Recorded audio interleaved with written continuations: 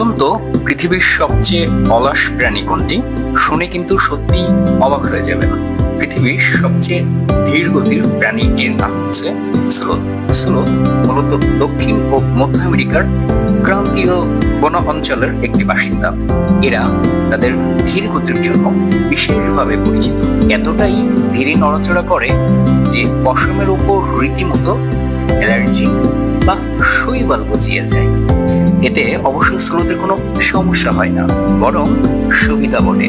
নিশাচর বিড়াল শ্রেণীর শিকারী প্রাণী বা হার্পি ইগলের হাত থেকে লুকাতে এই ব্যাপারটা বেশ কাজে দেয়, এই হালকা সবুজ শ্যাওলার স্তরের কারণে। কোনো দিন স্লোথ দিনে মাত্র 40 মিটার পথ চলে, অর্থাৎ প্রায় অনড় অবস্থায় কাটিয়ে দেয় ঘন্টার পর ঘন্টা।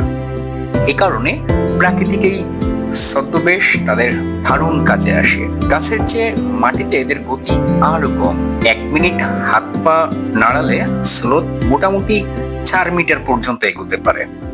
এটাই এদের সর্বোচ্চ গতিসীমা। যে কোনো প্রাণীর তুলনায় এই গতি খুবই সামান্য।